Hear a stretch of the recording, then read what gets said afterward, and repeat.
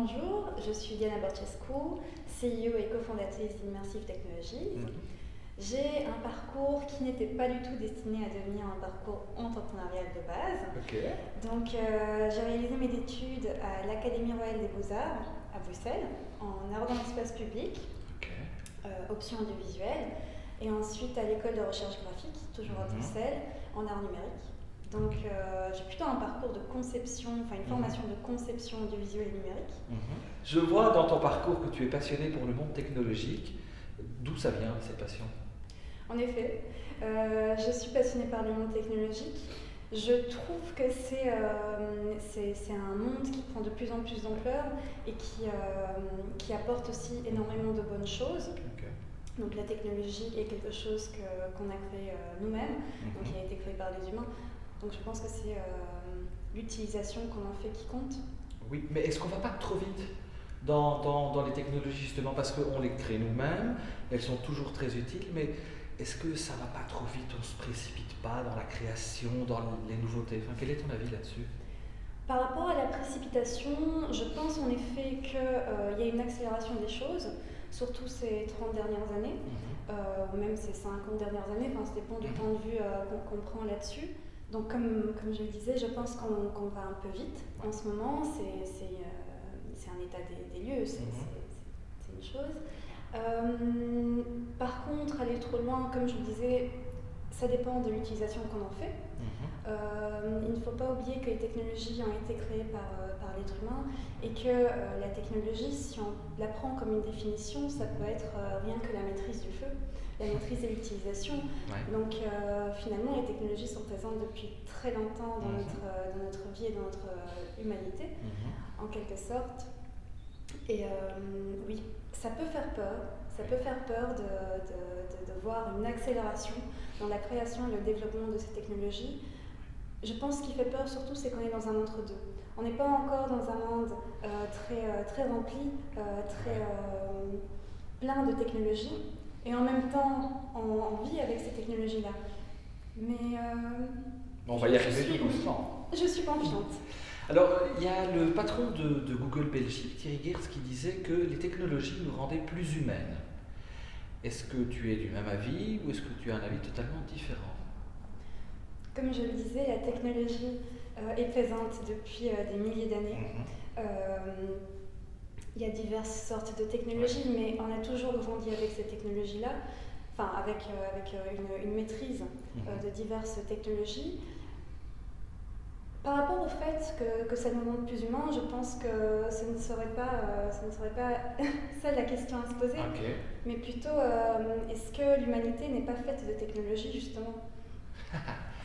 Et donc tu penses que toi, oui, avec l'explication que tu viens de donner, elle est faite d'une succession de technologies différentes? Exactement. Je pense qu'on est en quelque sorte technologie, on l'utilise, ça a modifié nos vies, ça a modifié notre expérience de vie, nos corps, nos expériences. Et donc est-ce qu'on aurait une nouvelle forme d'humain? On a eu l'homme de Néandertal, l'homo sapiens. Est-ce qu'on serait passé maintenant à ce qu'on pourrait appeler un homo digitalis? Est-ce qu'on est déjà dans cette phase-là ou pas encore? Pour moi, on peut dire qu'on est passé dans la phase homo digitalis, même si je ne l'appellerai pas de cette façon-là. Tu l'appellerais d'une autre manière? Je l'appellerais juste l'humain. Très bien. L'humain dans sa croissance et dans son évolution. Mais oui, je pense qu'on est dans cette homo digitalis. Aujourd'hui, pour se faire soigner, on a accès à des technologies qui nous permettent de nous faire soigner. On a des implants qui nous aident à vivre, à combattre certaines maladies ou à se prémunir de certaines choses. Donc je pense qu'on est déjà dans cet homo digitalis et que ça fait partie intégrante de nous. Je pense qu'on a plus peur du mot que des faits. Ok, très bien. Alors, dans le début de l'interview, tu disais que tu étais CEO d'une société ici qui s'appelle Immersive Company, Immersive Technologies. C'est quoi cette société? En quoi ça consiste et comment elle est née? Est-ce que tu pourrais nous en dire plus? Oui, donc Immersive Technologies est une société de technologie immersive. bien évidemment, technologie immersive, interactive et multisensorielle, sans contrainte physique. Donc, Immersive développe SAM, dont on va parler. Immersive, de base, n'est pas née en tant qu'immersive. SAM est né en premier. Donc, lorsque j'ai rencontré Maxime Jacobs, qui est mon cofondateur et le CTO d'Immersive Technologies, lorsqu'on s'est rencontrés, Maxime travaillait sur un projet de documentaire fiction qui mettait en scène la rencontre entre des robots sociaux et des personnes atteintes de diverses maladies.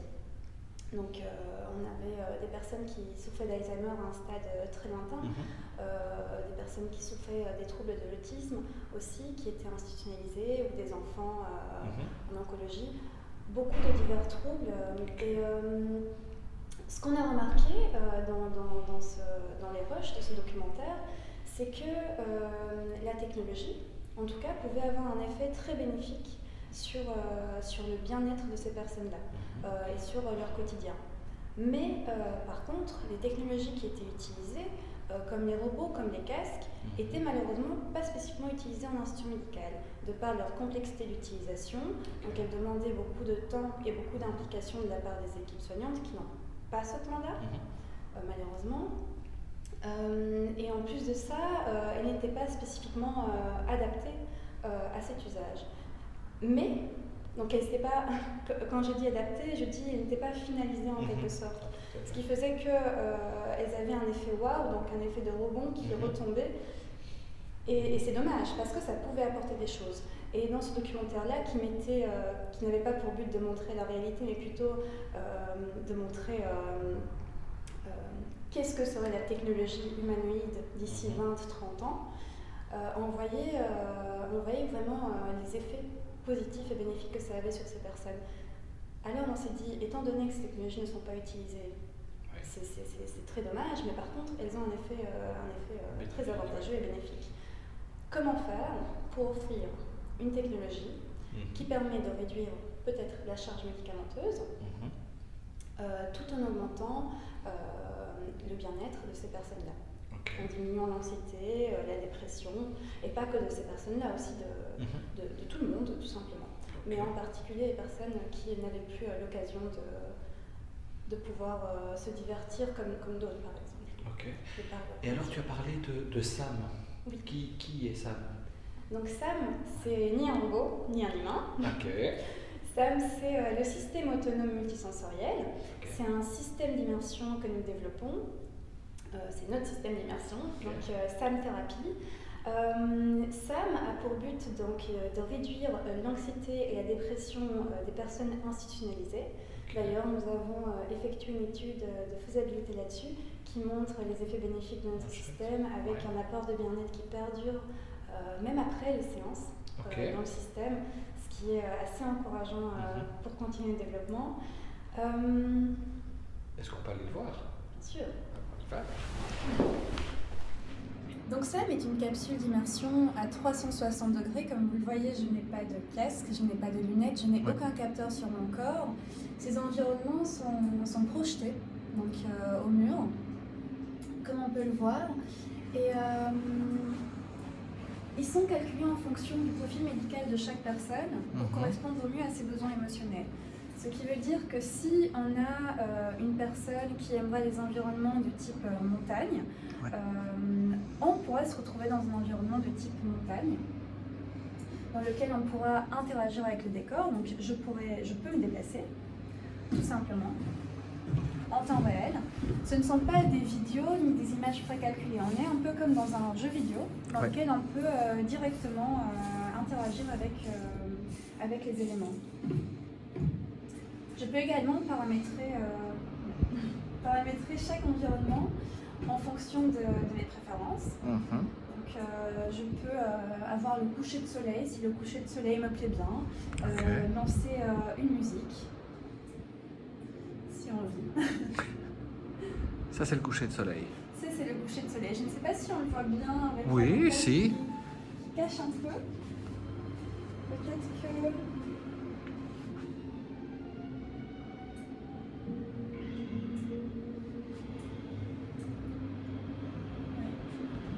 On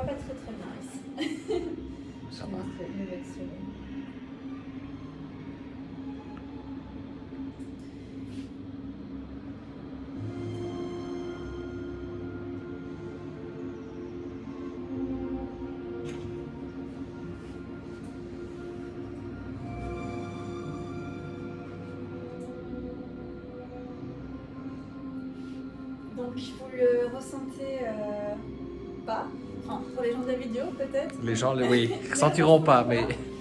Mais Sam a un système son et un système de ventilation qui est directionnel. Ce qui veut dire que si on voit les arbres pencher à gauche, on sentira le vent venir de droite et on entendra les sons situés dans l'espace. Ce qui augmente drastiquement l'immersion également.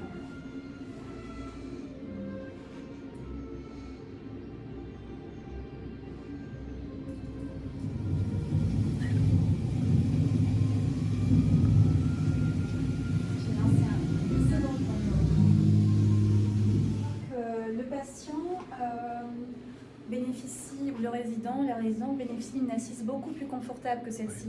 Donc on n'est pas sur des tabourets comme là-dedans, mais plutôt sur une chaise assez confortable qui pourra vraiment offrir la meilleure expérience.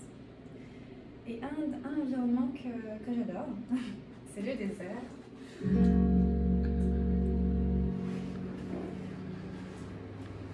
J'adore vraiment cet environnement parce qu'il offre un champ de vision très large et je trouve que ça me fait énormément de bien de me situer là-dedans.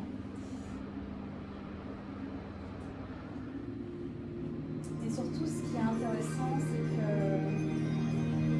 qu'on peut prendre la montgolfière. Si elle ne se déplace pas trop vite avec le vent. Parce qu'aujourd'hui, c'est une journée un peu... Est-ce qu'on peut envisager de mettre des animaux domestiques? Exactement. On peut envisager de mettre des animaux domestiques et il faut savoir qu'on est en train de travailler sur la possibilité d'intégrer l'animal de compagnie de la personne. Okay. Donc si la personne avait par exemple un chat ou un chien, ou peu importe, un oiseau, un perroquet, un lapin, peu importe l'animal, on pourra le faire apparaître en un clic. Et là, il est en dessous de nous. C'est vrai? Ah oui, il est là. Juste là. Et ce chat va nous suivre dans l'environnement. Donc, il va essayer de vivre les mêmes aventures que nous. D'ailleurs, on est en train de travailler sur un module qui permettra d'intégrer les noms des animaux, donc les prénoms, enfin les prénoms des animaux, avec une reconnaissance vocale qui permettra aux patients, aux résidents, d'appeler leur animal dans le système. Okay. Là, on est dans la montgolfière. Là, on est dans la montgolfière. Elle va commencer à se gonfler petit à petit. Ok. Et on va s'envoler.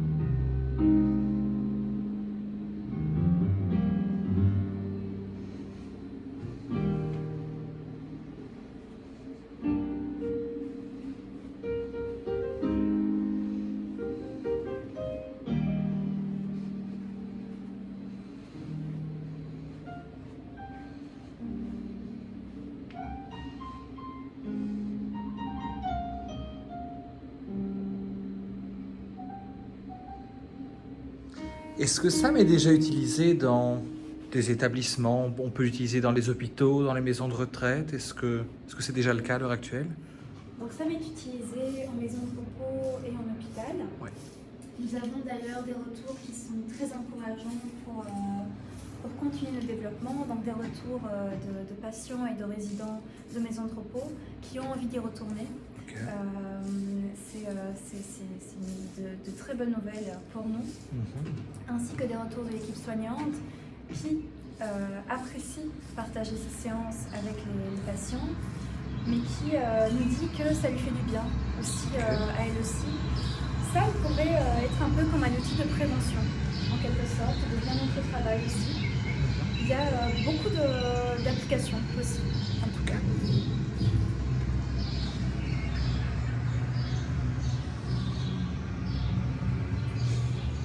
Là, nous trouvons sur un terrain de basket. Pourquoi je vous emmène là? Parce qu'il sera possible, d'ici quelques temps, donc nous sommes en train de travailler cette partie-là avec la faculté des sciences de la motricité de l'hôpital Erasme, l'hôpital universitaire, sur un système de motion capture. Un système qui permettra d'avoir des sortes de sport games, donc de faire du sport en quelque sorte entre le réel et le virtuel. Ce qui veut dire qu'on pourra très bien s'imaginer pouvoir jeter des ballons virtuellement dans l'espace, encore une fois sans aucune contrainte physique, donc sans bracelet, sans capteur, uniquement avec les caméras qui capteront les mouvements de chaque personne. Ça pourra également nous permettre de faire du kayak aussi, en étant sur un lac et en bougeant uniquement les bras avec un bâton. Et ces mouvements-là vont être reconnus par le système, donc par Sam, qui va les retranscrire virtuellement. Excellent. Ce genre d'exercice peut augmenter l'appétence des personnes institutionnalisées à faire de l'exercice, ce qui est très très intéressant. Donc là, on a vu une des utilisations de Sam. J'ai vu dans un article de l'Écho qu'on pouvait l'utiliser pour tout ce qui était immobilier et visite de maisons, d'appartements. Est-ce que tu pourrais nous en dire plus? Effectivement. Quand on a commencé à développer l'outil SAM, le dispositif SAM, on s'est très vite rendu compte qu'en dehors du marché médical, il y avait d'autres applications intéressantes et possibles, de par le fait que l'innovation qu'on proposait était assez innovante.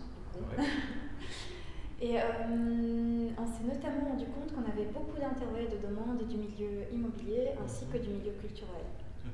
On a donc créé deux autres produits, en plus du SAM Thérapie, donc SAMIMO, dont je vais te parler, ainsi que SAM Expérience, qui est un outil qui permet c'est plus un outil qui est consacré à des expositions culturelles ou des expositions éducationnelles.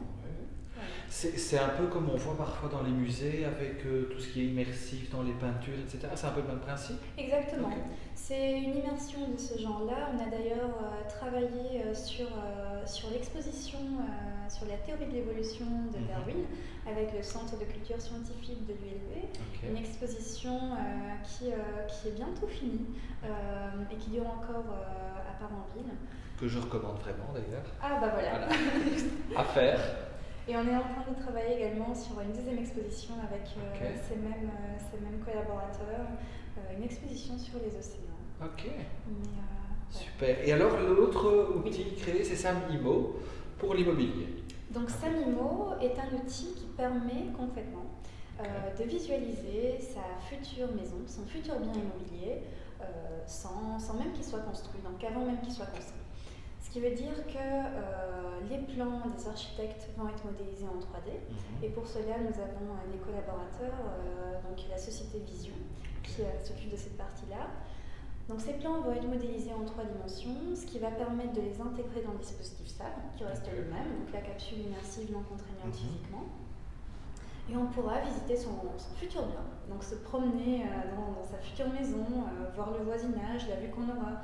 Mais également, on a l'opportunité de changer sa cuisine, sa salle de bain en un clic, de changer son parquet, la couleur de ses murs et d'avoir une génération de devis à la fin de chaque séance. Excellent. Voilà. Excellent. Partie plus fun maintenant. C'est théorie, voilà. On va plutôt parler de toi et je te donne 2 choix, plutôt ceci ou cela, et tu me dis pourquoi tu préfères l'un par rapport à l'autre. Plutôt vin ou bière? J'aime les deux, mais je suis plutôt vin, et plutôt vin rouge d'ailleurs. J'ai beaucoup de connaissances et d'amis qui s'y connaissent beaucoup en vin et qui m'ont appris à apprécier le vin rouge. Et j'adore, ça va avec tout. C'est vrai que ça passe partout, ça c'est vrai. Été ou hiver? Je dirais plutôt été, pour la vitamine C, tout simplement. Et pas pour les belles plages, la chaleur. Oh, les belles plages aussi, mais parfois la chaleur, c'est Oui, c'est vrai. Vitamine C, ça on l'avait jamais faite, celle-là, mais c'est très bien. Plutôt sucré ou salé? Salé. Oui. J'adore le sucré, mais le salé, je le trouve beaucoup plus consistant et je trouve qu'il a un but. Je suis végétarienne aussi, donc ça fait pas longtemps d'ailleurs, ça fait un peu plus de 6 mois, et j'ai appris à diversifier mes recettes de cuisine, mais aussi à diversifier ce que je mange. Et il y a tout un tas de nouvelles saveurs qui sont montrées à moi et c'est fascinant. Top. Donc, Plutôt Apple ou Google? je dirais Google. Ok. Je dirais Google, même si voilà, je suis une utilisatrice d'Apple. Je suis également une utilisatrice de Google. Mais Google parce que je trouve qu'ils ont réussi à se placer sur un marché assez énorme et surtout à proposer diverses solutions. Contrairement à Apple qui commence aussi à proposer diverses solutions technologiques mais qui n'est pas aussi loin. Et surtout Google est open source. Oui. Ce qui fait une grosse différence. Qui est très très chouette, très très utile. Et enfin, plutôt domotique ou maison tranquille? Oui, je suis plutôt maison tranquille avec une pointe de domotique. Une pointe de domotique, jusqu'où alors la pointe? Jusqu'où aspirateur robot, aspirateur aussi qui lave le sol, Alexa. Ah oui, voilà. la fameuse Alexa. Lampe connectée. Ok, contrôler ton chauffage et ton frigo avec... Pas encore. Tu comptes y passer? Peut-être. Mais je suis très attachée aux outils que j'utilise déjà, parfois même j'en rêve. Ça peut être un peu bizarre, mais Choupi, mon aspirateur me manque.